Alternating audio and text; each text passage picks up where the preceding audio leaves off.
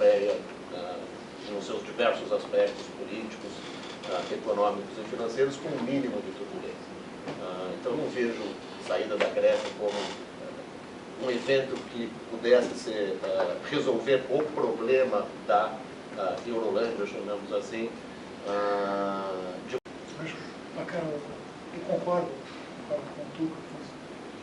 Eu acho interessante contrastar o exemplo grego, que foi o exemplo argentino, porque a Argentina passou por um problema muito semelhante. Aliás, assim, digo de passar, a Argentina, realmente, a vendida é como um paradigma de responsabilidade fiscal, que, na minha opinião, pelo menos, uma falsidade atroz, né? A Argentina, com todas as dificuldades que passou no período imediatamente anterior à sua grande crise, quer dizer, o déficit público era alguma coisa de 2% do PIB. Isso com detalhe, uma economia profundamente deprimida, dessa dinâmica de choque externo, etc., um regime de câmbio fixo que os últimos anos emergem. Então, uma economia que vinha deflacionando, portanto, vinha perdendo o PIB nominal, a dinâmica de dívida não era legal, e ao mesmo tempo era uma economia que fazia uma transição de previdência social, que é um negócio audaciosíssimo. Ou seja, só para contar rapidamente a história da Argentina, eles decidiram mudar o regime deles de repartição para capitalização. Então, ao invés da geração que está trabalhando hoje pagar a geração que está aposentada, é o seguinte: quem está aposentado hoje é responsabilidade minha como governo, e o pessoal que está trabalhando hoje começa a poupar para si próprio. Obviamente, no período de transição, isso aumenta o déficit, mas com tudo isso, quer dizer, com tudo jogando contra o déficit, pelo menos o governo nacional argentino, era algo de 2% do PIB, ou seja, ridículo, muito modesto para aquilo que foi feito. Mas ela tinha um problema de falta de competitividade, choque externo, câmbio fixo, eventualmente se provou insustentável. A Argentina desvalorizou, obviamente sofreu uma barbaridade. Do ponto de vista político, acho que sofreu muito mais, porque abriu espaço para os aventureiros que estão tocando a Argentina até hoje. Mas, enfim, foi uma queda muito drástica do PIB, recuperação. Se olha do ponto de vista do desempenho argentino, bela história de recuperação. Por que com a Grécia vai ser diferente? Vai ser diferente porque a Grécia não é a Argentina, então tem que começou, de fato, vai ser muito difícil que você consiga fazer isso, mas mais importante do que o problema argentino, do que o problema grego em si, a Argentina desvalorizou e naquele momento não tinha mais ninguém com câmbio fixo, não tinha, e foram os últimos. No caso da Europa, abre um precedente que é absolutamente tudo aquilo que a Alemanha não quer. O fato que você olha e fala: a Grécia foi, então pode sair. Vamos ver Portugal. Quem é o próximo? Quem que é o próximo? Portugal? A Itália? A Espanha? E aí você abre uma porteira, abre um precedente que ninguém está disposto a fazer. Então, minha opinião, acho muito difícil que a Grécia saia. Quer dizer, vai ser dolorosíssimo para a Grécia. Vai ser muito doloroso para a Europa, mas eu desconfio que a alternativa consegue ser pior. Professor Marcelo, em termos de Brasil, quais as consequências dessa crise?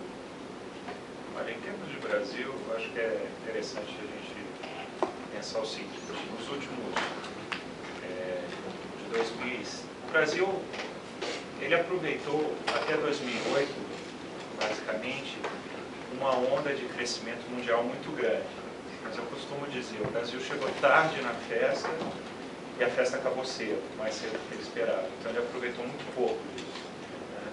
O nosso país teve um choque muito positivo até 2008, que de certa forma ele não foi totalmente mitigado, que foi o choque de commodities.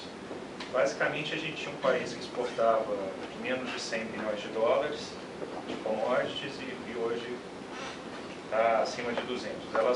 Elas cresceram a 20, 25% ao ano, de 2006 de 2004 até 2008. Né? Agora cresce um pouco menos. Esse choque no Brasil positivo foi o que fez o nosso crescimento passar 4%. Não foi o Bolsa Família, como as pessoas dizem que é, entendeu? É uma falácia que é passada para a sociedade brasileira muito séria. Eu acho que em grande medida porque os economistas eles temem falar coisas que não vão pegar bem para o governo. Né? vantagem da academia é que a gente pode falar à vontade, pois é, teoricamente. Aqui é ter língua palavra.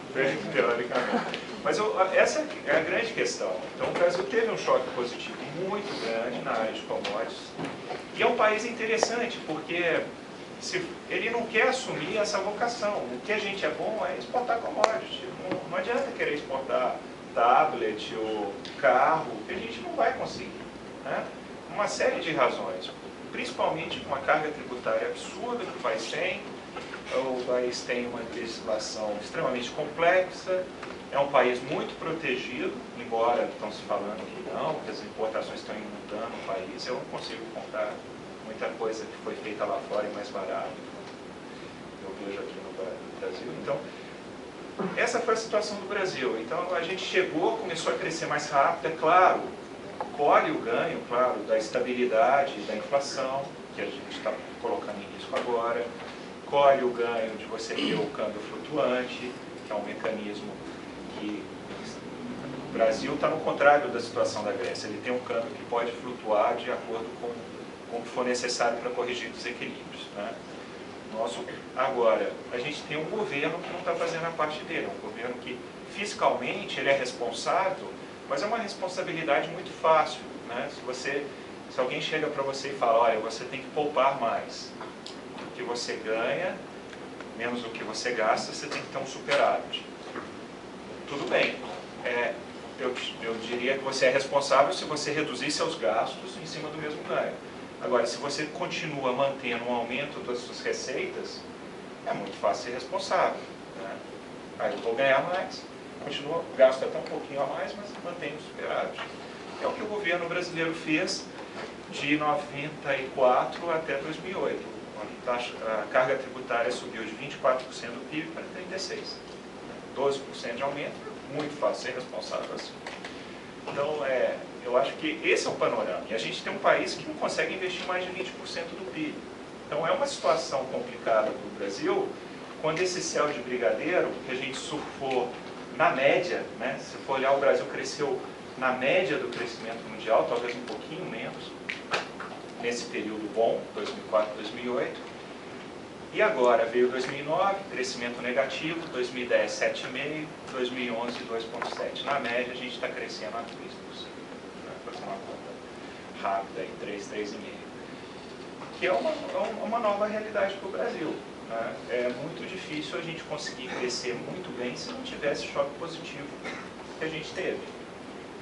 E a situação pode ficar pior? Pode. Pode, principalmente se essa crise atingir mais fortemente a China, que é o nosso grande cliente. Né? Então, se a China começar a crescer de forma mais lenta, né, não chega a ser um problema se o crescimento chinês começar a ser mais em cima do consumo interno da China. Porque a China também enfrenta um problema sério, que os mercados para os quais ela vende estão com crescimento pouco, crescimento baixo. A Europa, uma recessão, basicamente. Estados Unidos, uma recuperação ainda frágil. Então, se a China mudar o modelo de crescimento dela de fato, para ter mais consumo interno e menos exportações e investimento, o Brasil se beneficia disso, porque mais consumo interno significa mais consumo de commodities agrícolas que o Brasil faz, e também de minério de ferro, enfim. Não chega a ser um problema para o Brasil. Mas o Brasil tem que encarar a sua vocação. Ok, a gente vai ser um país desenvolvido como a Austrália, que é um grande exportador de commodities, e é um país rico. Quer dizer, tem essa visão também na América Latina, que se você produz commodities, você está fadado a ser um país pobre. Não acho que é verdade. Né? É a Austrália aí para mostrar que não é verdade. E se você tem que produzir carro, computador, mas a gente não tem a mínima condição de fazer isso agora, nesse momento. A menos que se conserte os problemas graves que a economia brasileira tem, que é uma redução do tamanho do governo. Não basta fazer uma reforma tributária e continuar arrecadando 36% do PIB. A empresa vai ter que pagar a mesma quantidade de imposto, pode gastar menos com o contador, ser mais simples, mas ela não vai ter dinheiro para investir. Então, enquanto o governo não enxergar que ele precisa ser menor para que o setor privado seja maior, a situação vai ser bastante complicada pelos próximos anos. Essa, pelo menos, é a minha visão.